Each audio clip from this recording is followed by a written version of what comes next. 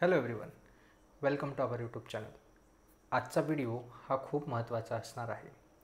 जे कोणी विद्यार्थी कॉम्पिटिटिव्ह एक्झामचं प्रिपरेशन करत आहे, कुणी एखादा विद्यार्थी असेल जो आपल्या प्रोजेक्टवरती काम करतो आहे, किंवा तुम्ही जर वर्किंग प्रोफेशनल असाल आणि तुम्हाला जर कंपनीमध्ये तुमच्या काही टास्क मिळालं असेल, तुमचं कॉर्पोरेट वर्ल्ड असेल किंवा मग गव्हर्नमेंट वर्ल्ड असेल, तुम्ही कुठेही कार्यरत असाल, तुम्ही जीवनाच्या कोणत्याही फेजमध्ये काम करत असाल तर आजचा व्हिडिओ हा तुमच्यासाठी महत्त्वाचा आहे, त्यामुळे शेवटपर्यंत बघायचा आहे.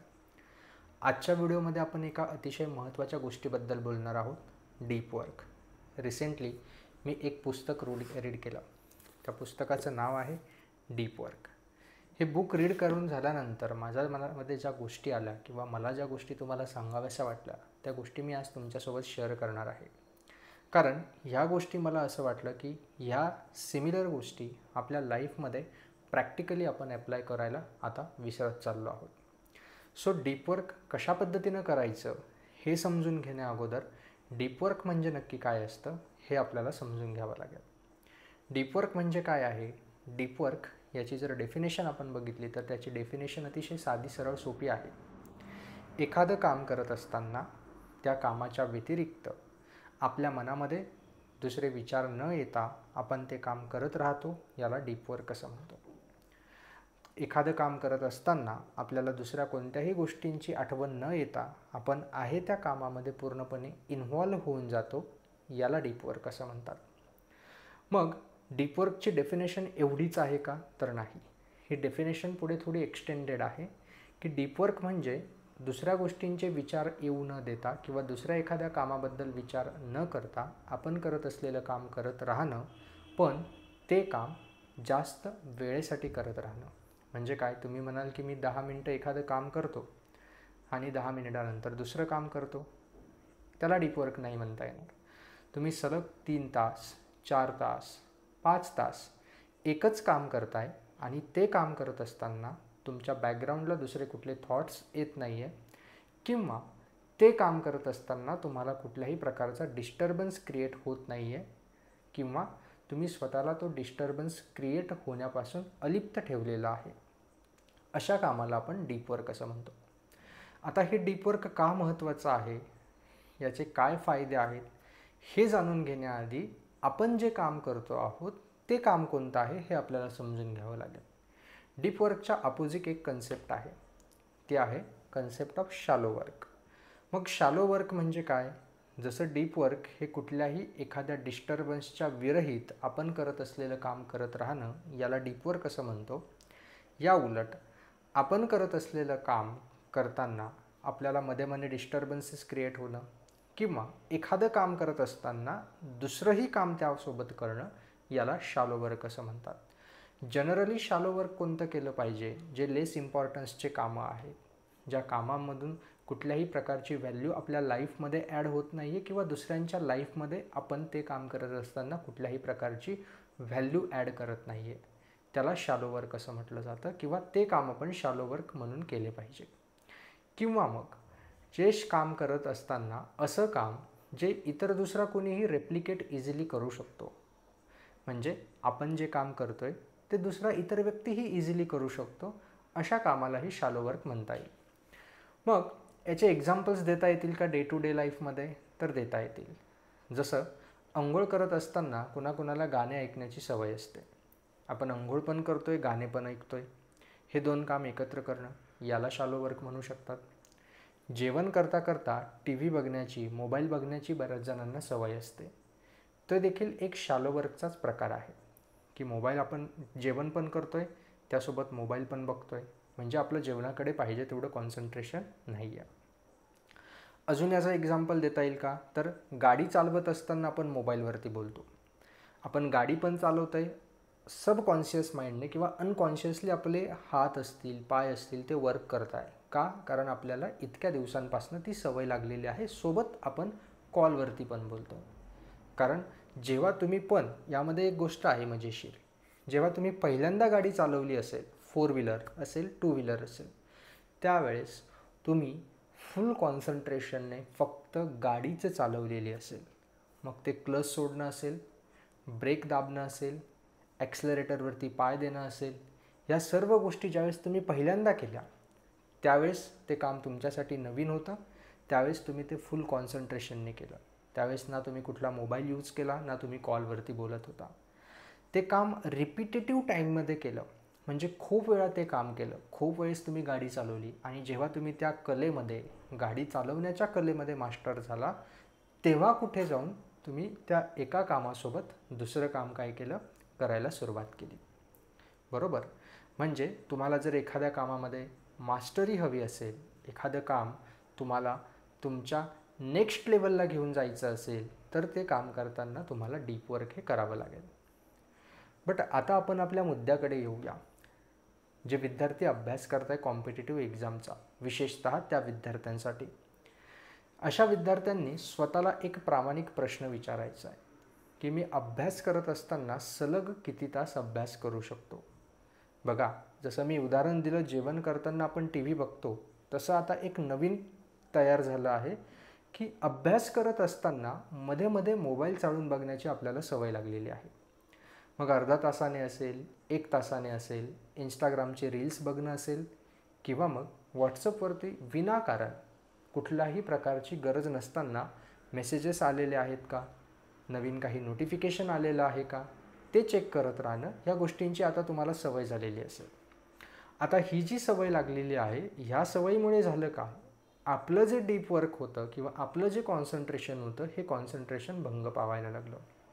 म्हणजे काय, तुम्ही एखादं न्यूमेरिकल सॉल्व करताय किंवा MCQ सॉल्व करताय.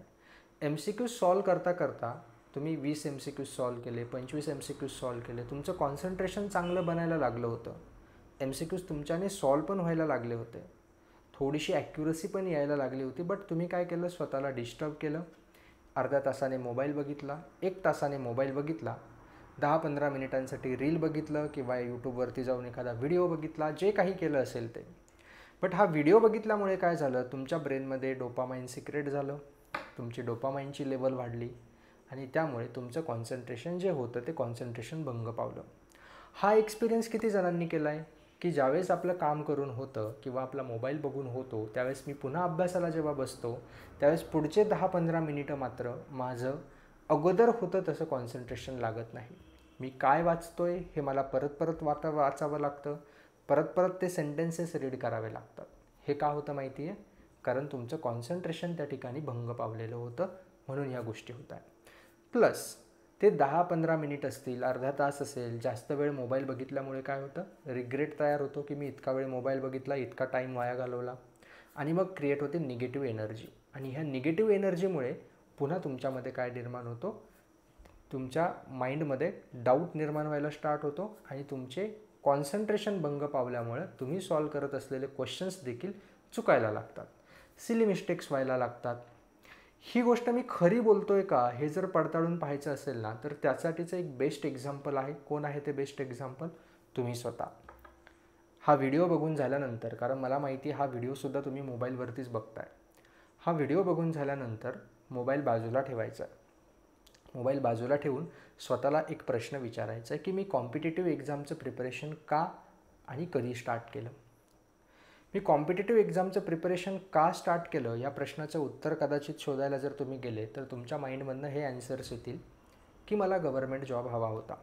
ठीक आहे, तुम्हाला गव्हर्नमेंट जॉब हवा होता, बट दुसरे जॉब नाही आहे का, प्रायव्हेट जॉब आहे, बरेच जण करताय ना, प्रायव्हेट जॉब करताय. मग तुम्ही का कॉम्पिटिटिव्ह एक्झाम चूज केली आणि बाकीचे जे प्रायव्हेटमध्ये गेले त्यांनी का चूज नाही केली. कारण त्यांना इंटरेस्ट, पहिली गोष्ट त्यांना एकतर इंटरेस्ट असेल प्रायव्हेट जॉबमध्ये, त्यांचे स्किल्स चांगले असतील म्हणून ते तिकडे गेले. तुमचं गव्हर्नमेंट जॉबसाठी प्रिपरेशन करण्याचं रिझन काय आहे. याचं उत्तर बऱ्याच जणांना हे मिळेल की मी इयत्ता 10वीमध्ये असताना, इयत्ता 12वीमध्ये असताना माझे पर्सेंटेज चांगले होते. हे एक कॉमन ॲन्सर सांगतो आहे. बाकीच्यांचे रिझन्स वेगळे असतील, बट मोस्ट ऑफ द क्राऊडचा ॲन्सर हे असेल की 10वीमध्ये माझे पर्सेंटेज चांगले होते, 5वी ते 10वीमध्ये माझा क्लासमध्ये पहिला नंबर यायचा आणि हा पहिला नंबर येत असल्यामुळे माझ्या स्वतःकडनं अपेक्षा होत्या की येस, मी कॉम्पिटिटिव्ह एक्झाम क्रॅक करू शकतो. इवन माझ्या घरच्यांच्या माझ्याकडनं अपेक्षा होत्या, माझ्या आजूबाजूला असलेल्या सोसायटीच्या माझ्याकडनं अपेक्षा होत्या की हा मुलगा जो 10वीपर्यंत 12वीपर्यंत एकदम शार्प होता, ब्रिलियंट होता, जो आपल्या बॅचचा टॉपर होता, हा विद्यार्थी 100% कॉम्पिटिटिव्ह एक्झाम क्रॅक करून एखादी गव्हर्नमेंट पोस्ट मिळवू शकतो आणि म्हणून तुम्ही कॉम्पिटिटिव्ह एक्झामचं प्रिपरेशन स्टार्ट केलं. बट याच्या पलीकडे जाऊन कधी विचार केला आहे का की आत्ता 10वीला असताना किंवा 10वीपर्यंत असताना तुम्ही जो अभ्यास करायचे तो अभ्यास करत असताना तुमच्याकडे एक गोष्ट नव्हती, ती म्हणजे डिस्ट्रॅक्शन. सोर्स ऑफ डिस्ट्रॅक्शन त्या काळामध्ये खूप कमी होते किंवा तुमच्या 10वीमध्ये असताना सोर्स ऑफ डिस्ट्रॅक्शन कमी होते आणि म्हणून तुमचे 10वीचे पर्सेंटेज देखील चांगले होते. कारण जर आपण विचार करायला गेलं कदाचित कमीत कमी महाराष्ट्रामध्ये तरी इयत्ता 10वीपर्यंत मुलांना फुल टाईम मोबाईल दिला जात नाही. तुमच्याकडे त्यावेळेस मोबाईल नव्हता, डिस्ट्रॅक्शन नव्हतं. जे ॲन्सर्स आपण लिहायचो एकदा आठवून बघा, 10वीचं गणित असेल, 10वीचं जॉमेट्री असेल, अल्जेब्रा, जॉग्राफी, हिस्ट्री, मराठी, हे आपण 300-300, 400-400 शब्दांमध्ये त्यावेळेस उत्तरं लिहिलेले आहेत आणि त्यासाठी गोष्टी पाठांतर केलेल्या आहेत. हे पाठांतर करून आपण ॲन्सर्स लिहायचो.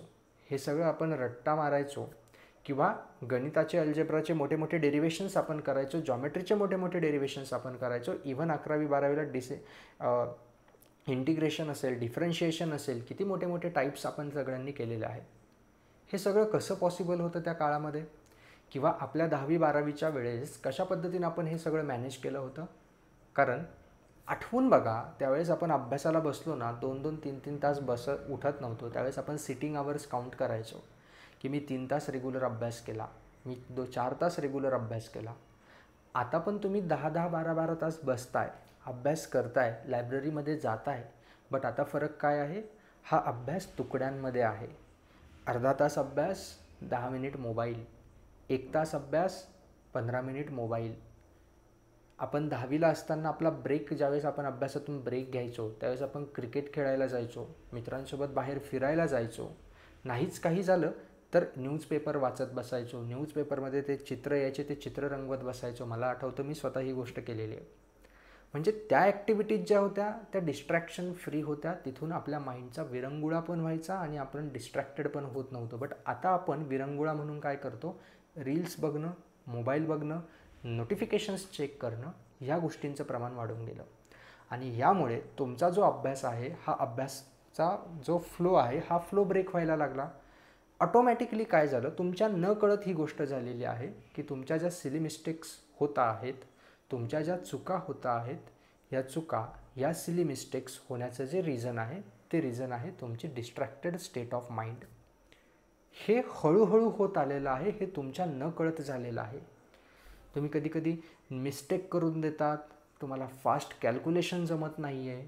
ह्या गोष्टी का व्हायला लागल्या? ह्या गोष्टी व्हायला लागल्या तुमच्या डिस्ट्रॅक्शनमुळे. एक खूप छान स्टेटमेंट या बुकमध्ये आहे, मी ते तुम्हाला सांगतो की spend enough time in a state of shallowness and you permanently lose your capacity to perform deep work. तुम्ही जर कंटिन्युअसली शॅलोनेसमध्ये असाल, म्हणजे कंटिन्युअसली तुम्ही काय आहात? डिस्ट्रॅक्टेड फेजमध्ये आहात, तर तुमची जे डीप वर्क परफॉर्म करण्याची ॲबिलिटी आहे, ही ॲबिलिटी तुम्ही लूज करून बसता. आणि ते झालेलं आहे.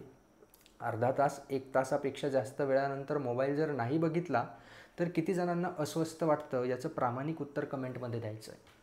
आणि जर तुम्हाला अर्धा तास, 1 तास मोबाईल न बघता जर अस्वस्थ वाटतं आहे, तर कशा पद्धतीनं आपण 2 तासांचा किंवा 3 तासांचा पेपर लिहिणार आहोत, हा विचार केला आहे का कधी? फक्त अभ्यास करणं म्हणजे रिवाईज करणं, नोट्स रीड करणं, MCQ सॉल्व करणं हे आहे का?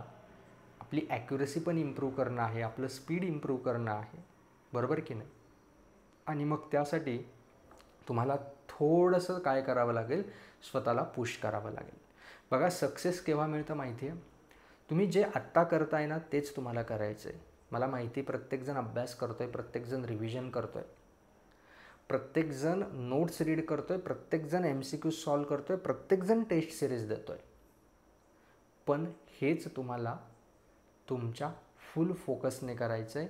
तुमच्या अभ्यासामध्ये 3-3, 4-4 तासाची कंटिन्युटी असायला हवी. जेव्हा आपल्याला येत असलेलं काम आपण अशा पद्धतीने करतो की इतर कुणी ते रेप्लिकेट करू शकणार नाही, दुसऱ्या कुणाला ते काम जमणार नाही, त्यावेळेस ते काम आपण फुल फोकसने करतो आणि त्याच वेळेस आपल्याला त्या गोष्टीमध्ये काय मिळतं? सक्सेस मिळतं. दुसरी महत्त्वाची गोष्ट म्हणजे की तुम्हाला मग सक्सेस मिळवण्यासाठी एक ज्या हार्ड गोष्टी आहेत त्या लवकर शिकायच्या आहेत, आणि दुसरी गोष्ट ज्या गोष्टी शिकलेलो आहोत त्या गोष्टींमध्ये स्वतःची लेवल इथपर्यंत न्यायची आहे की दुसरं कोणी ते काम परफॉर्म करू शकणार नाही.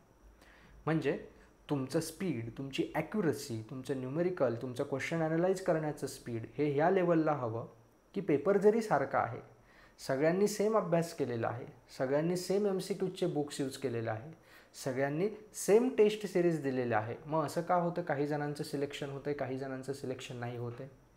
कदाचित ज्यांचं सिलेक्शन होतं आहे त्यांचं स्पीड जास्त आहे, त्यांची ॲक्युरसी जास्त आहे, त्यांची क्वेश्चन ॲनालाइज करण्याची पॉवर जास्त आहे. आणि हे का निर्माण झालं? कारण त्यांनी काही दिवसांसाठी स्वतःला कन्सोल किंवा स्वतःला डेडिकेट केलेलं होतं त्या वर्कसाठी. एक्झाम्पल द्यायचं झालं तर तुम्ही ऐकलं असेल UPSCचे जे कॅन्डिडेट असतात, IAS असतील, त्यांचे इंटरव्ह्यूज ऐका. बरेच जण सांगतात की आम्ही मागच्या 2 वर्षापासून सोशल मीडिया यूज केला नाही आहे, मागच्या 2 वर्षापासून मोबाईल यूज केला नाही. इवन हॅरी पॉटर नावाचं जी बुक्सची सिरीज लिहिली, त्यानंतर त्यावरती पिक्चर पण आले, मूवीज आली, सिरीज आली, बट जी बुकची सिरीज लिहिली, हॅरी पॉटरच्या ज्या रायटर आहेत त्या रायटरचं बरेच दिवस सोशल मीडियावरती अकाउंट नव्हतं. JK रोलिंग त्यांचं नाव, त्यांचं सोशल मीडियावरती कोणतंही अकाउंट नव्हतं. 2009मध्ये त्यांच्या स्टाफने त्यांचं ट्विटर अकाउंट उघडलं आणि ते ट्विटर अकाउंट उघडल्यानंतर त्यावरती एकही पोस्ट केलेली नव्हती. मग लोकांना वाटायला लागलं हे फेक अकाउंट आहे. मग त्या JK रोलिंग्स यांनी येऊन त्या ट्विटर अकाउंटवरती ट्विट केलं की this is me, this is true me, म्हणजे हे माझं स्वतःचं अकाउंट आहे, but I will not often post here, मी इथे बहुधा पोस्ट करणार नाही. का? Because pen and paper is my top priority. ते ज्यावेळेस बुक्स लिहित होत्या त्यावेळेस त्यांनी सांगितलं की pen and paper is my top priority. तुमची टॉप प्रायोरिटी काय आहे हे कधी विचारलं आहे स्वतःला? आपली टॉप प्रायोरिटी एक्झाम क्रॅक करणं आहे, आणि एक्झाम क्रॅक करणं ही टॉप प्रायोरिटी असेल. एक्झामचा पेपर जर 2 तासांचा आहे आणि मला जर 2 तास कंटिन्युअसली अभ्यासासाठी बसवत नाही आहे, याचा अर्थ मी फेल आहे. म्हणून मी काय सांगतो आहे की एक छोटंसं टार्गेट द्या. व्हिडिओ झाल्यानंतर किंवा कमेंटमध्ये कमेंट करा की मी आजपासून ही गोष्टीला स्टार्ट करणार आहे. मी हे नाही सांगत आहे तुम्ही मोबाईल यूज करू नका, डेफिनेटली यूज करा, बट लिमिट्स त्याच्यावरती असायला हवेत. मी कंटिन्युअसली 2 तास मोबाईल बॅगमध्ये ठेवेल, बॅगमध्ये ठेवल्यानंतर 2 तास MCQज सॉल्व करेल, टेस्ट देईल किंवा रिव्हिजन करेल, त्याशिवाय 2 तासाशिवाय मी उठणार नाही. मी ज्या जागेवरती बसलो आहे, मी जी गोष्ट करतो आहे ते कंप्लीट केल्याशिवाय मी उठणार नाही. हे स्वतःला सांगायचं आहे आज आणि आत्ता. तुम्हाला जर अस्वस्थ वाटायला लागलं, डोळे बंद करून शांत बसा, मोबाईल नाही बघायचा, 5 मिनिटाचा ब्रेक घ्या इन बिटवीन दोज 2 आवर्स, पण पुन्हा स्टार्ट करा. 2 तास मात्र मी ही गोष्ट कंटिन्यू करेल. मी स्वतः केलं आहे. मी जेव्हा गेटचा अभ्यास करत होतो, ज्या गेटमध्ये मला 39 रँक मिळाली आणि त्याच्या अगोदर माझी रँक ज्यावेळेस 2000च्या वर होती, मी यामध्ये कुठलाही नवीन सिलेबस, नवीन बुक्स नाही रीड केलं आहे, बट मी टेस्ट सिरीजवरती खूप फोकस केला. आणि माझी टेस्ट सिरीज गेटची 3 तासांची असायची, आणि मी या 3 तासांच्या रोज किंवा दिवसाआड टेस्ट दिल्यामुळे ऑटोमॅटिकली मला 3 तास कंटिन्यूअस बसायची सवय लागली होती विदाऊट एनी डिस्ट्रॅक्शन. त्यावेळेस मी माझा मोबाईल बॅगमध्ये ठेवायचो. इवन मी दिवसाचे 4 पार्ट केले होते. जेव्हा मी 12 तास अभ्यास करायचो, 3 तास अभ्यास, ब्रेक, 3 तास अभ्यास, ब्रेक, 3 तास अभ्यास. मी अभ्यास करताना मोबाईल बॅगेत ठेवायचो. मी लॅपटॉपवरती लेक्चर्स करायचो, टेस्ट सिरीज पण लॅपटॉपवरती द्यायचो. सो तुम्ही आजपासून स्वतःला एक प्रॉमिस करा की जर मला खरोखर सक्सेस मिळवायचं आहे, मला जर खरोखर जी ड्रीम पोस्ट आहे ती ड्रीम पोस्ट अचीव करायची आहे, तर मी आजपासनं 2-2 तासांचे सेशन्स कंडक्ट करेल. 2 तास अभ्यास, नंतर ब्रेक, 2 तास अभ्यास, नंतर ब्रेक, 2 तास अभ्यास. हां, त्यानंतर भले तुम्ही थोडा वेळ मोबाईल बघू शकतात सुरुवातीला, नंतर ते पण बंद करा. दिवस संपल्यानंतर चेक करा ना, काय मेसेजेस आले, काय नोटिफिकेशन्स आले, कॉल कुणाचा आला आहे हे 2 तासानंतर चेक करून घ्या. काही इमर्जन्सी असेल वगैरे असेल तर ते तुम्हाला कळून जाईल. बट इतकंही काही नाही आहे की तुम्ही तुमच्या मोबाईलमध्ये जी गोष्ट बघताय एवढंही इम्पॉर्टन्सचं काही नाही की तुमच्या वाचून कोणाचं तरी अडलं आहे. कारण तुम्ही आता सध्या जीवनाच्या त्या फेजमध्ये आहात ज्या फेजमध्ये तुम्हाला सिलेक्शन सोडून बाकी काहीच नको आहे. आणि जर मला सिलेक्शन सोडून बाकी काहीच नको आहे तर मग मी इतर गोष्टींनी डिस्ट्रॅक्ट का होतो आहे? मला जर माझ्या नेक्स्ट लेवलपर्यंत पोचायचं आहे, माझी ॲबिलिटी ऑफ न्यूमरिकल सॉल्विंग, माझी ॲक्युरसी, माझे सिली मिस्टेक्स मला कमी करायचे आहे, तर मी का त्या गोष्टींवरती फोकस करू नये? हे प्रश्न स्वतःला विचारा, तुम्हाला ॲन्सर मिळतील. मी दिलेलं एक्झाम्पल, 10वीचं एक्झाम्पल आधी आठवा की मी 10वीला कसा अभ्यास करायचो, तसा अभ्यास आता का करत नाही आहे? थोडा एक विचार करा. जे मला थॉट्स वाटले की सगळ्यांसोबत आपण शेअर करायला पाहिजे, ते थॉट्स मी इथे आणले. तुम्हाला जर व्हिडिओ आवडला असेल तर हा व्हिडिओ नक्की सगळ्या ॲस्पिरंटपर्यंत पोहोचवा आणि कमेंटमध्ये नक्की सांगा की हा व्हिडिओ तुम्हाला कसा वाटला. चॅनलला सबस्क्राईब करा, व्हिडिओला लाईक करा.